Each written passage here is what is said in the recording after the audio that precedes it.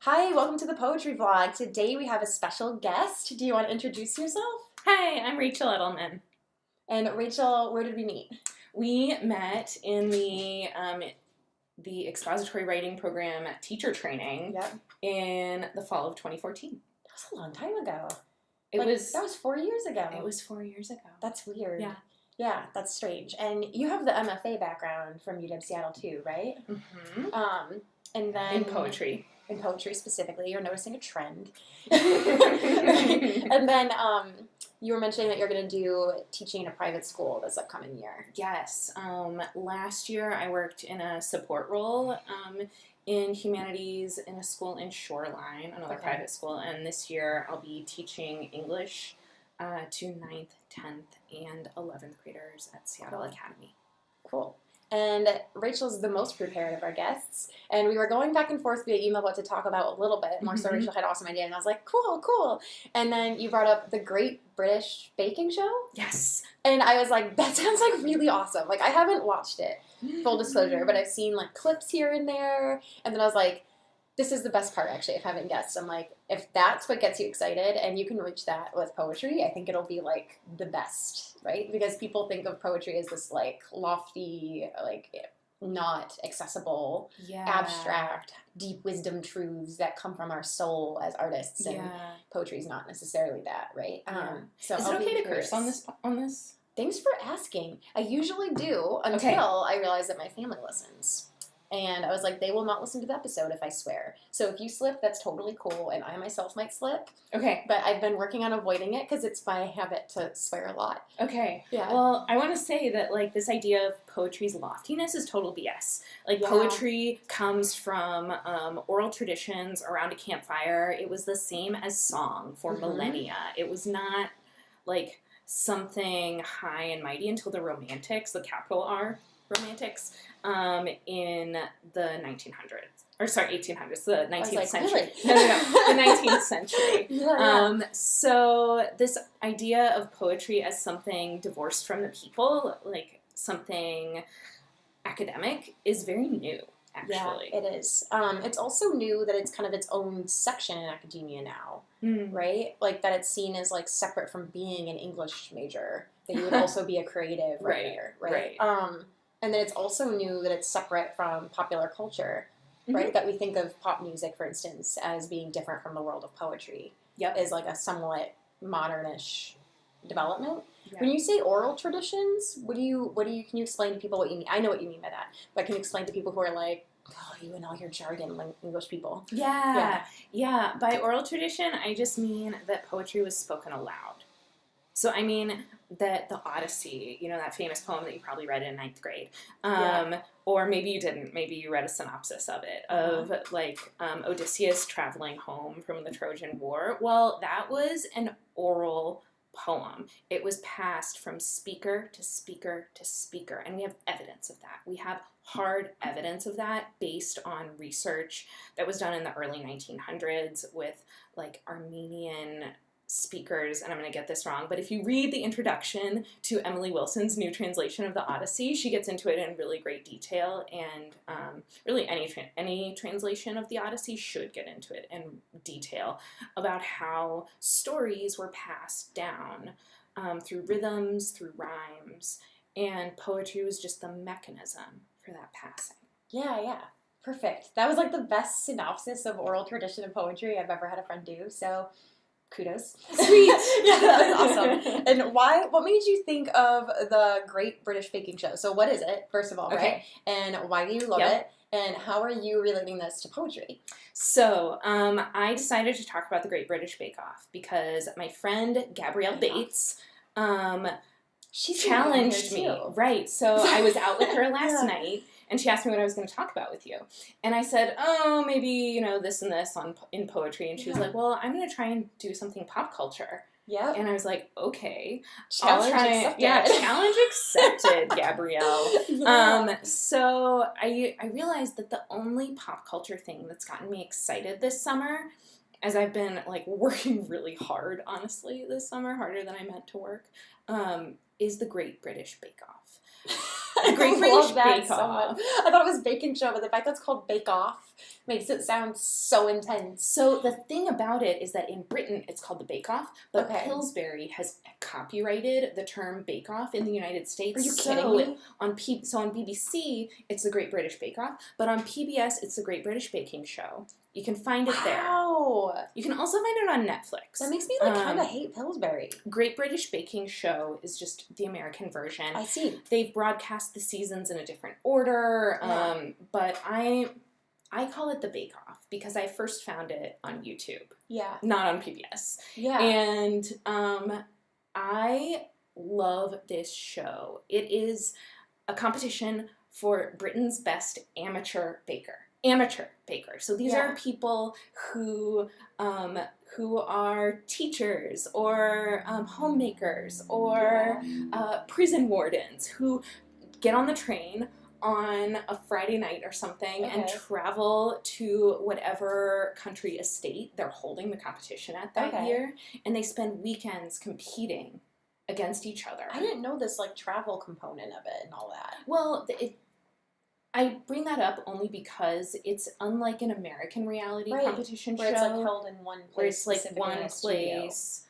So this is like a pop-up bake-off. Exactly. That's so cool. That's so interesting. So they just travel on weekends, and they hold it in the same estate, for the whole season. But they might be in Surrey one year, and I don't know England that well, so I'm not going to say somewhere else in England. It's somewhere else. This season is in Surrey, or at least the season that's being broadcast right now on PBS.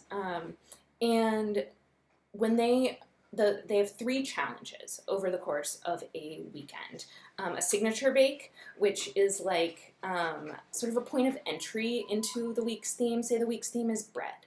Then the signature bake might be a family loaf. Then the second bake is a technical challenge. They don't get any chance to prepare. So the signature bake, they get a chance to prepare. They get to practice their recipe throughout the week, hone it, perfect it, great. They don't get to do that for the technical. The technical, they get a pared down recipe, and so it might be something for bread week, it might be baguette. So they would have to know what is meant by certain things in the writing of a recipe and apply their instincts and their skills to that recipe. So give an example of how like 2 different things that fall under baguette would come up.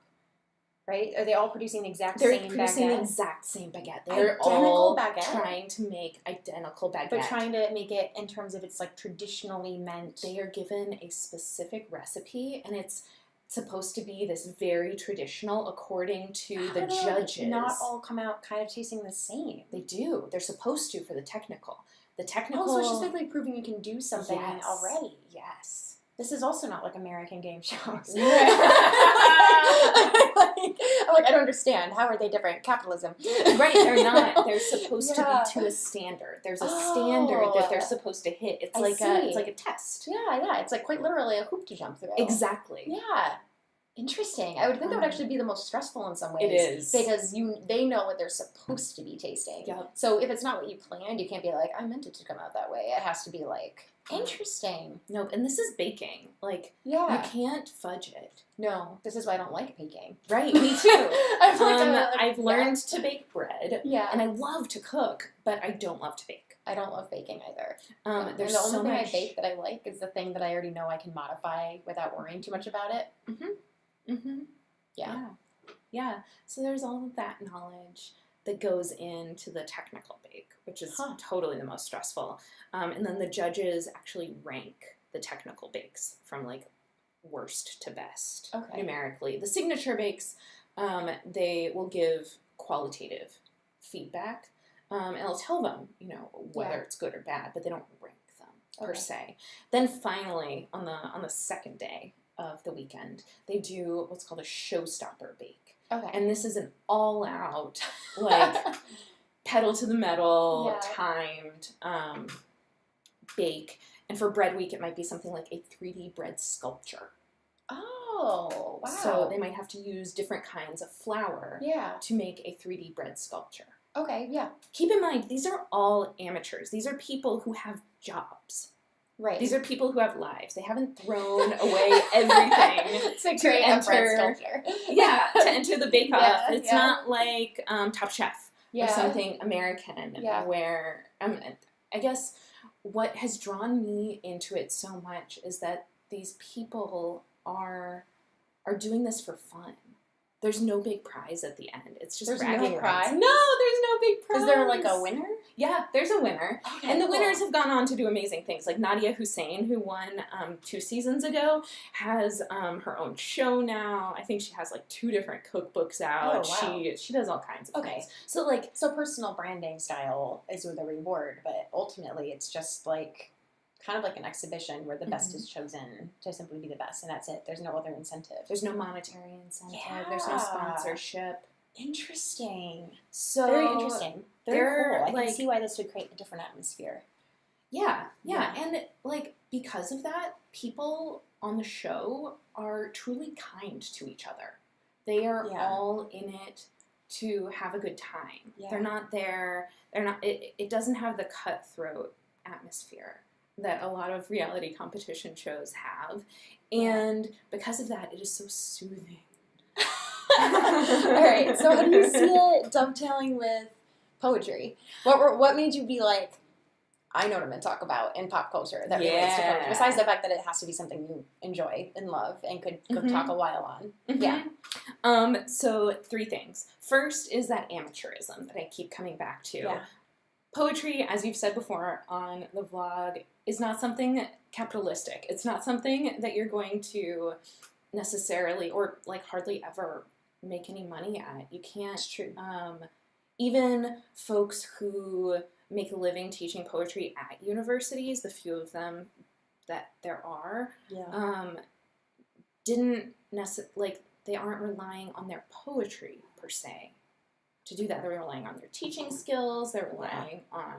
I mean, there's some exceptions, right? Of course. Because sometimes people will get hired because they're really, really famous and they're really, really good, and they know people will come to the program to sort of study under them or rub shoulders with them. But it doesn't make them necessarily good teachers. No. And the salary is still, like, pretty much capped. Like, the max you could make per year as a university teaching instructor is between like 50 to 80,000 at most, and I haven't even really heard about the 80,000. I just assume it exists out there in the world, you know. Yeah, I think for me, when I went to get my MFA, I had worked for 5 years before, like after college, and I told myself, I looked at the job markets, and I looked at like positions available, and I was like, look, you know, there are lots of people looking for these positions teaching poetry at a university level.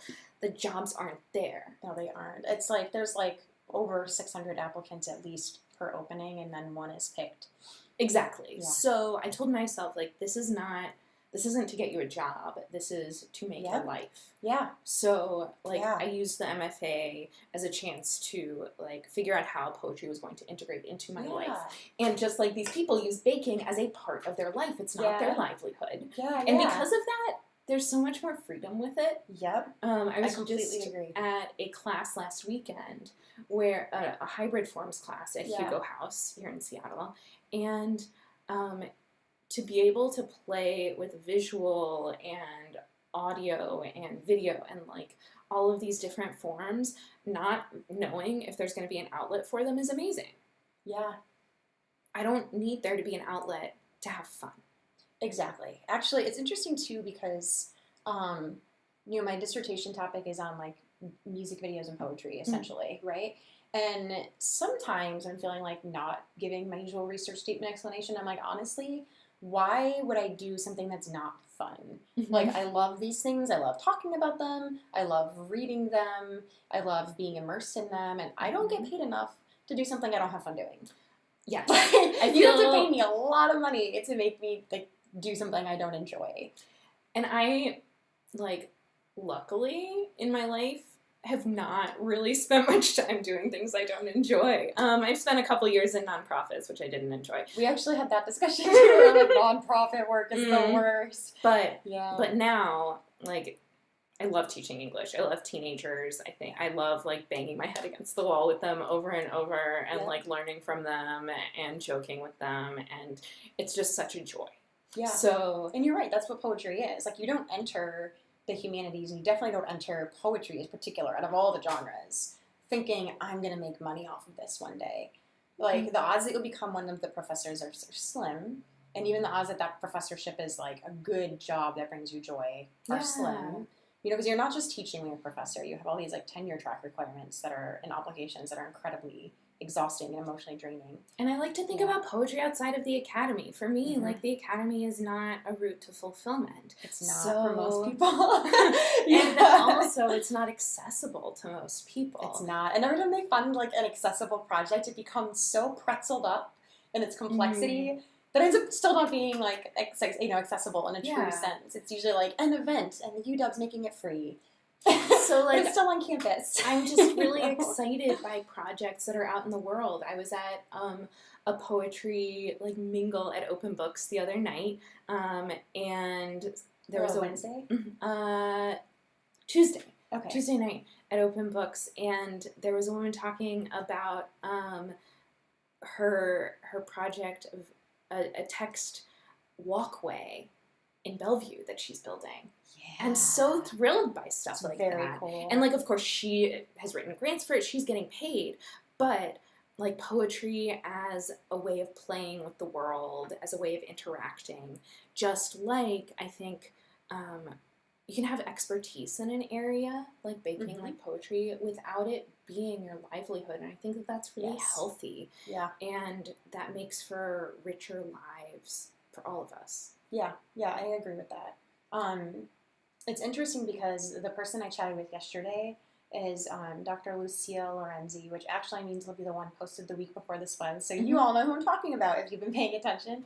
But she's like a musician and academic and speaker. And we had almost an identical conversation about how the university is missing the point that there's all these other ways of doing the work out there that aren't, like, institutionally sanctioned. Yeah. You're not going to make a bunch of money off of it. But it's this realm of, like, relations, almost, you know? And I feel like with poetry, and also it sounds like with the baking show, it's about people coming together, right? And having this shared, like, joy of a particular medium, right? And then creating something that's unique for them and being able to be like, look here, this is my relationship to the world and, like, people around me. Yeah.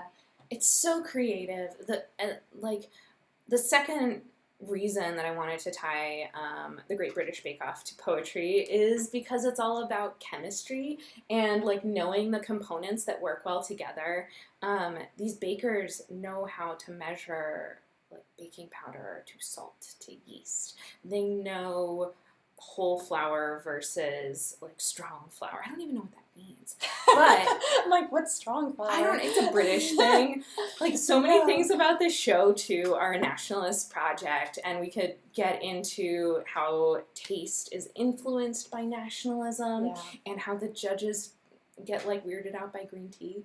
They get weirded out by, like, green tea flavor or peanut butter flavor because it's not British. They just get like, and then they taste it and they're like, oh, this is interesting. Yeah. Interesting. But anyway, I think that the chemistry of poetry is all about rhyme and sentence sound and image. Yeah. And so when I'm playing with poems, I'm playing, like, that's the chemistry that I'm playing with. Right. And there's things that over time, as you keep playing with it more, you see why it works. And you might not even put your finger on it, but it becomes, like, a sort of intuitive. Right. Yeah. So I could take on, like, the technical challenge of writing a sonnet or something. If somebody gives me an assignment to write a sonnet, I can do that. Yeah. Because I'm trained in it. I'm also, like, a very much formally trained poet at first. Yeah. I do more experimental work, but I love the structures of poetry and how the traditions show me how to break them. Yep. So I like this idea of having to know the components that work together, like what's going to make a cake rise and what's going to make a bread crusty and what's going to make a poem sing. The best thing about interviewing poets is we always have metaphors for everything. Yes. And you just did, like, the best extended metaphor for poetry through the British Bake Off. And I'm like, this is true. Oh. Like, everything about this is true. And I mean, and to be clear, like, you know, you can be an incredible poet and creative poet without having that technique part of the competition. But there's something to be said for, like, if you have that background, it can really be used in your service to play around. And it makes it feel more like play. Like, I had once a professor explain it as, like, when you're in a small room with a few windows, you notice all the ways out. And you think about how to get out, right? But, like, when you're in a huge field and there's no path and you're not sure which direction you should go, you oftentimes are, like, just kind of stuck, paralyzed, or start feeling like you're going in, like, only, like, a random direction. So sometimes having, like, that sort of technique there and knowing it's there can create more, like, freedom, ironically. And actually is what's used the most in pop music, hip-hop, rap, and R&B. That's actually all, like, very formal poetry, arguably. Right? It's just the content that we don't associate with formal, although obviously we do now in a lot of hip-hop and rap. And yeah. Interesting. Yeah. And the third thing that I want to relate between the two is this idea of taste. Okay. So I mentioned the Bake Off judges. I'm talking about Paul Hollywood and Mary Berry. For those of you who are Bake Off fans, you'll know that there are new arrangements. I'm not going to talk about them. I'm just talking about Paul and Mary. And Paul and Mary have their specific tastes. For instance, Mary Berry loves alcohol in bakes. Mary Berry. Her name is Mary Berry. She's a baking expert. Is that like her legal real name? I don't know. But that's the name she goes by. That's incredible. And that's some, like, Alice in Wonderland stuff there. She's fantastic. She loves getting, like, a nip of booze in a bake. Paul Hollywood hates the taste of alcohol in a bake. So each of them has their own approach. All the contestants are trying to, like, thread the needle between the two of them. If they're, for instance, trying to use alcohol in a bake, if they're making, like, a rum cake or something. Or there are plenty of other examples of this. So as poets, we're always dealing with taste, and those tastes are constructed by our experiences. We may have really rich experiences with performance poetry, but we're, like, thrown off by poetry on the page. We may have, like, a really high-level formal education of page poetry, but not know how to encounter or interact with poetry on the stage or poetry recitation or the various ways that we encounter it. So, and that goes for subject matter, it goes for, like, form, etc. I'm just thinking, like, we hear, those of us in the poetry world and people at large, like, think of poetry in this split. You know, you might think of hip-hop and rap and R&B music as different from poetry on the page. And it is, like, the way that it's presented is different. But, like, what if we could encounter it in similar ways? I think it's our tastes that dictate how we approach something like a Cardi B song versus a Brenda Hillman poem. And also, like, so, okay, what do you think about, so thinking about taste, trying to think of how to formulate this, like, what do you see as, like, the reader or imbiber of different poetry traditions, right?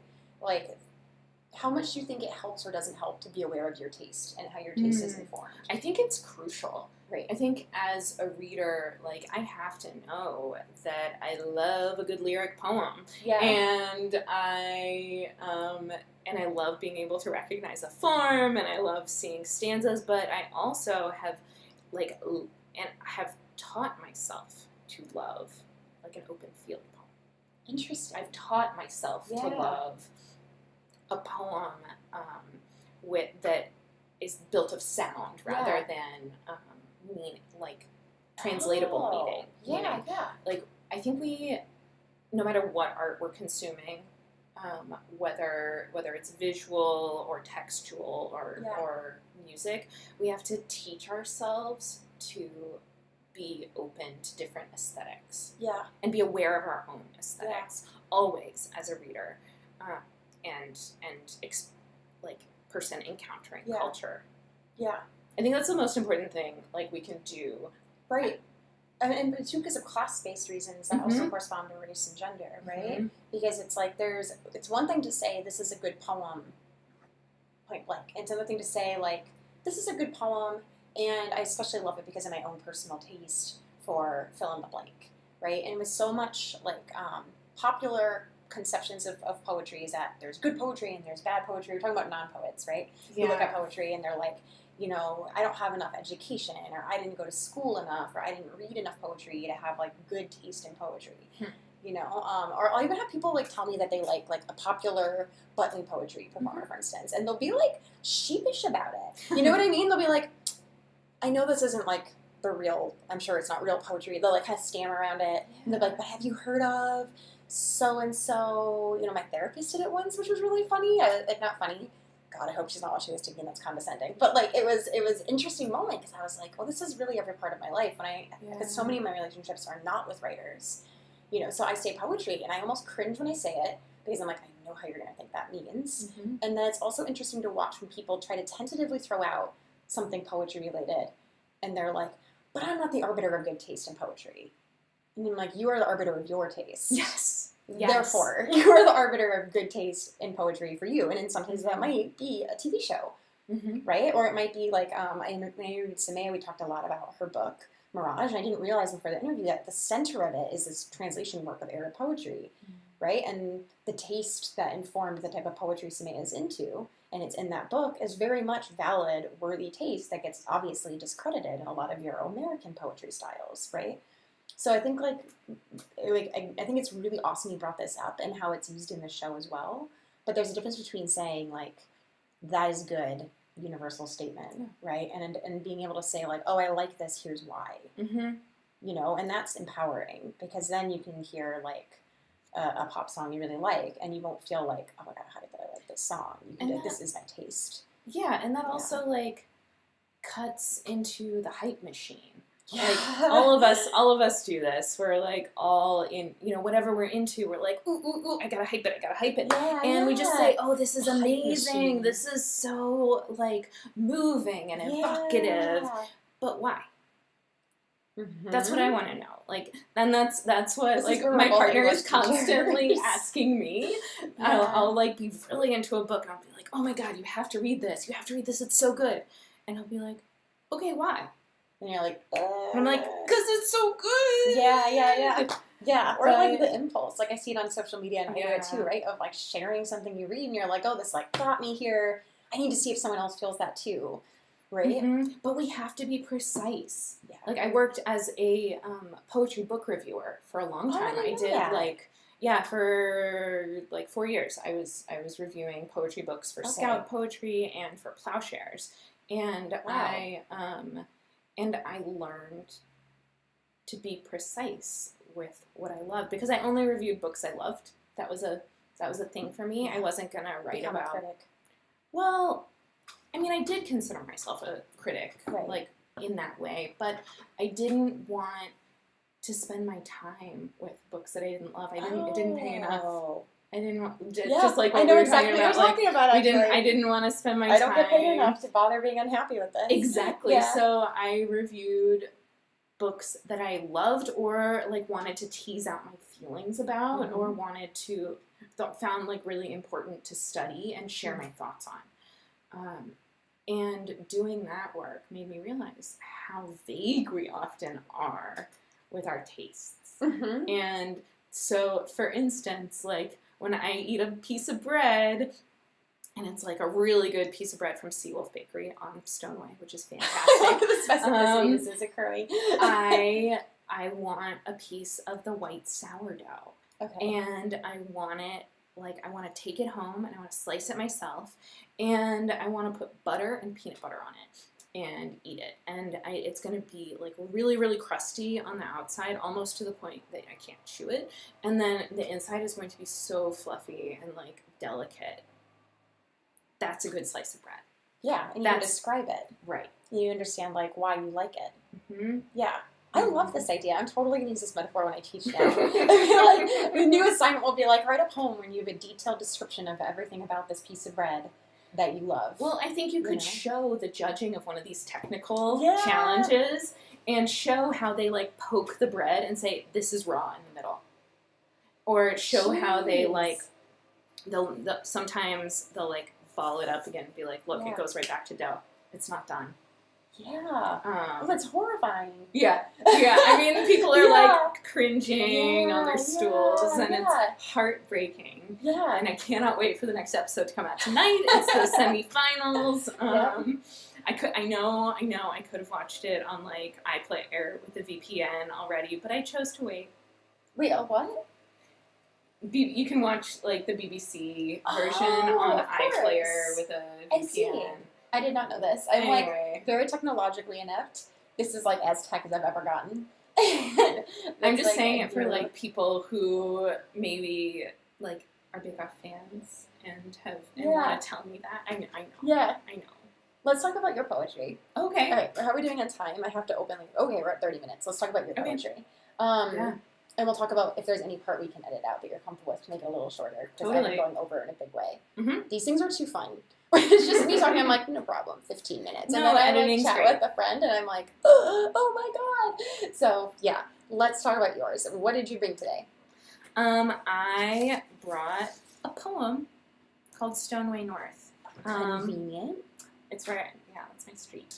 And I'll show you the page just so you can get a shape of it. I'm not gonna let you put up the whole thing because it is not published yet. I understand that. Yeah.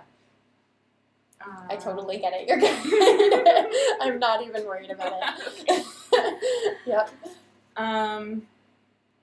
Should I read it? Yeah, go for it. Stoneway North.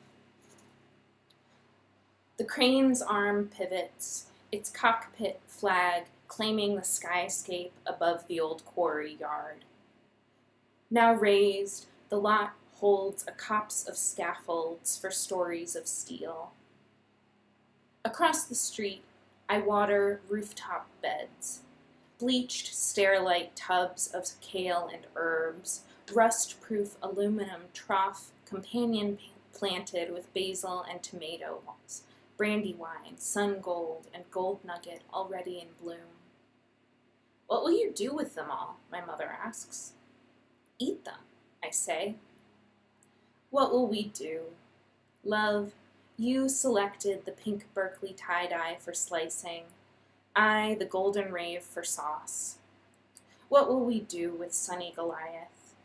Black Cherokee pulp to purple the mozzarella on the nights when it's too hot to be hungry. When we sleep, only our toes touch. When the chill returns, I'll stir the sauce pot while you seed and peel. Won't you, over the simmer, soothe my shiver? We'll boil, pour, and seal. Help me put a case up. That's so good. I love, too, that you chose, like, a food-rich one in addition to the topic, which I'm guessing was intentional. Yeah, that's super gorgeous.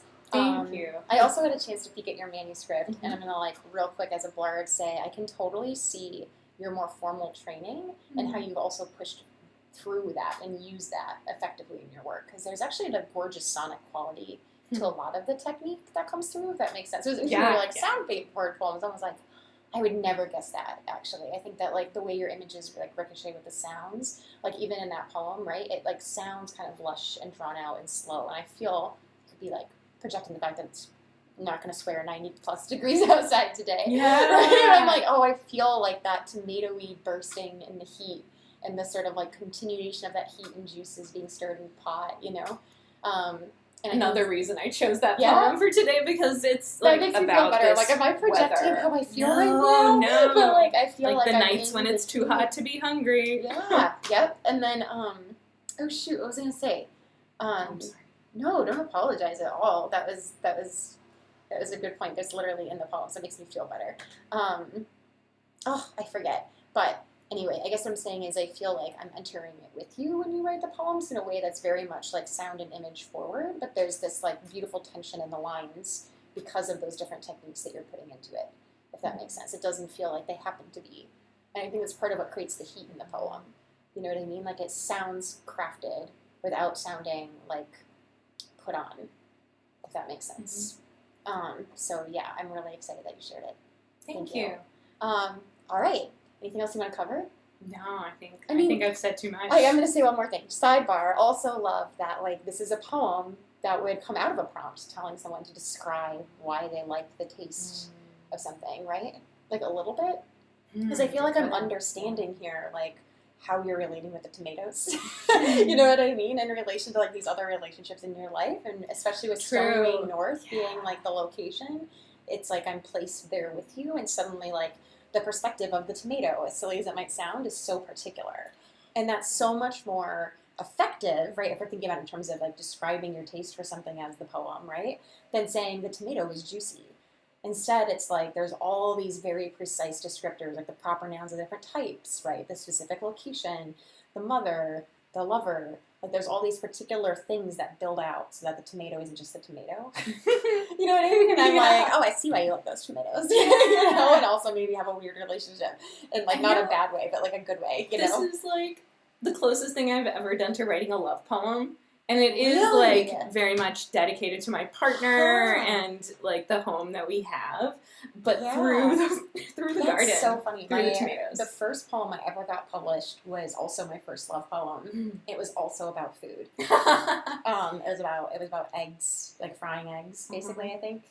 It was cheesy. I was, like, trying to be kind and need a lot of parentheses, and I was, like, 20 years old, you know? But, yeah, that's funny.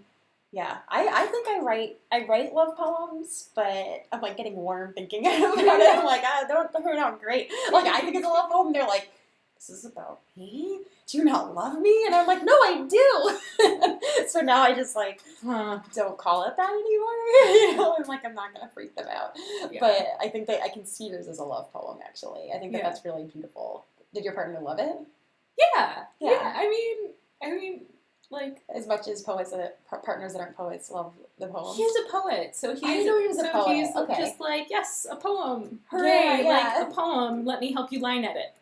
Wow, okay? Now we're, like, really running out of time. Yeah, we're out of time. Yeah. Okay. Next time we talk, if you're okay with it, I would love to hear what it's like dating another poet and hear more about your process. If you're like, no way, Chelsea, then we won't. We don't have to decide right now. We can do a maybe. Okay, we'll do a maybe, because there's, like, the 6 months later plus catch-ups, hopefully. So nothing in terms of pressure, but I'd be curious. Or just when we go swimming later today, I'll be like, what is that like? You know? Yes, I'll tell you then. Okay, perfect. We'll do that. That's going to be friendship swimming time, not on the internet for the whole world to see time. Yep. And we'll figure something out for next one. Okay, sounds good. Awesome. Thanks for having me, Chelsea. Oh my god, yeah. Gosh. Still working on the language. I feel so privileged that you joined me today, and thank you for being so prepared and so articulate. And it's fun to be with other teachers on this, because I'm like, yeah, you're a good teacher. I see this as the lesson plan. So yes. I'm totally going to use this with my students, actually. This is totally a lesson plan. It's perfect, though. No, seriously. I'm like, I will definitely be using this for my students, so it's, like, doubly wonderful. Everyone else, I'm going to give you the usual sign-off blurb. So, always feel free to reach out, comment, send questions, even if it's on this episode, on the vlog project as a whole, or if you want to be featured. Again, I'm emphasizing, even though I'll have, I think, Rachel, some of your publications, if you're willing, in the description. You don't have to be published. You could be someone who listened to this for the first time a week ago, and you're like, I want to talk with you about, like, this and this, right? Or I want to challenge you to talk about, like, I'm trying to think, actually. I'm happy to talk about most things. I don't know, some song you heard on the radio or some show that, like, you're really digging. Still feel free to reach out. As long as you're nice, it'll probably work out. You can get at me on Twitter, Chelsea Grimmer. You can get me on Instagram. Now we have our own, the Poetry Vlog with underscores in between. There's a Facebook page, just the Poetry Vlog. And then there's my email, cgrimmer@uw.edu. And then there's always the safe hub for all of it, which is just my site, chelseagrimmer.com. And then also, if you're watching this, you can always catch the podcast versions of these if you're like, I don't have time to sit and watch you talk. And I think that's it. All right. Thanks again, Rachel. All right. Have a lovely day. Bye.